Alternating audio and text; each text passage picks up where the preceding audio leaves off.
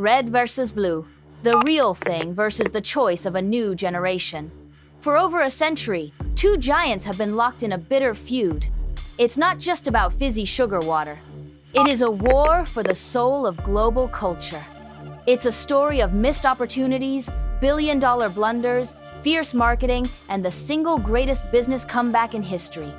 This is the story of how a bankruptcy-ridden underdog terrified the most valuable brand on earth. This is the billion-dollar war between Coca-Cola and Pepsi. To understand the war, we have to go back to the start. Ironically, neither of these drinks started as a treat. They started as medicine.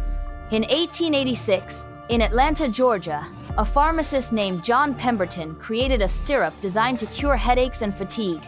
He called it Coca-Cola. It was an instant hit. Just a few years later, in North Carolina, another pharmacist, Caleb Bradham, mixed up his own concoction. He made it to aid digestion and boost energy. He named it Pepsi-Cola. But here is the first twist in our story. In the early 20th century, Coke was the undisputed king. They had the iconic curved bottle. They had Santa Claus in their ads. They were unstoppable. Pepsi, on the other hand, was struggling. In fact, between 1922 and 1933, Pepsi went bankrupt not once, but 3 times. Desperate to save the company, Pepsi executives actually approached Coca-Cola and offered to sell them the entire Pepsi brand. The price? A mere pittance. And what did Coke do? They laughed. They declined the offer. They didn't even see Pepsi as a threat worth buying. That was the single most expensive mistake in corporate history.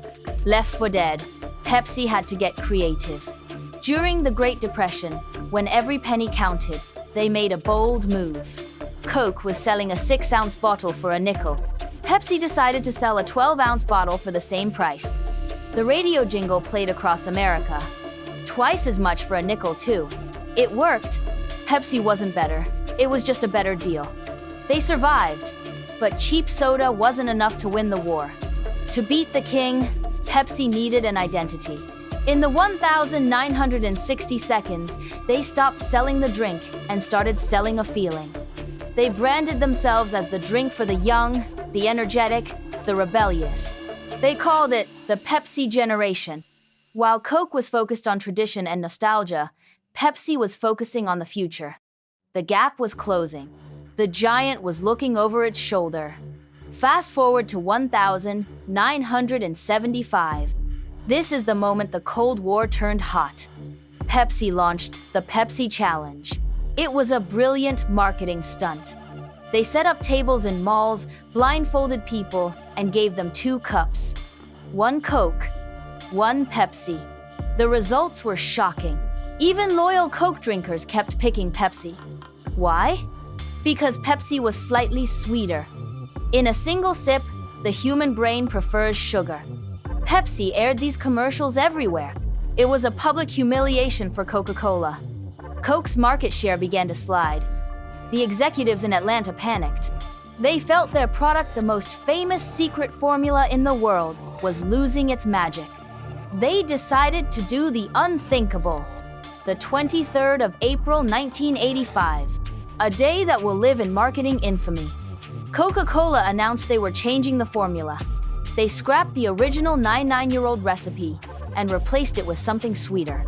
Something that tasted a lot like Pepsi. They called it New Coke. They expected applause. Instead, they got a revolution. The American public was furious. People hoarded the old cans in their basements. A black market emerged where vintage Coke sold for ridiculous prices. Coke's hotline received 1,500 angry calls a day. Even Fidel Castro reportedly hated the new taste. Pepsi, of course, was popping champagne.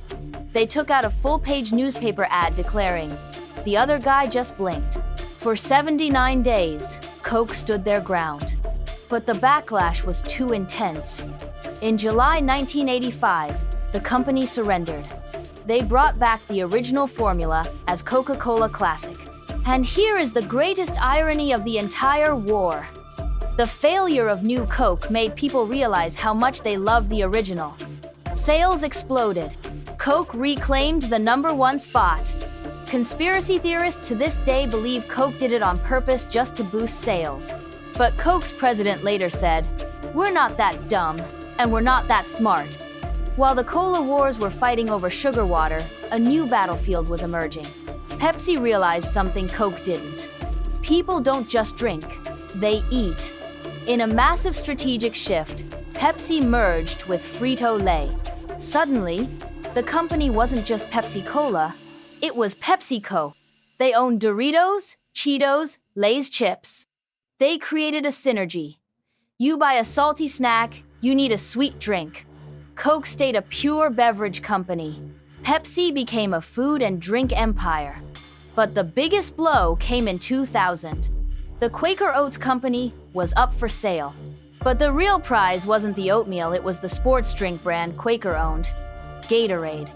Coca-Cola wanted Gatorade bad. They had a deal on the table. But at the last minute, the Coke board got cold feet and walked away. Pepsi swooped in. They bought Quaker Oats for $13.8 billion. Overnight, Pepsi locked down the sports drink market with Gatorade, leaving Coke scrambling with Powerade. It was a checkmate move that cemented Pepsi's dominance in the non-carbonated world. So, where do we stand today? The battlefield has changed. Soda consumption is down globally.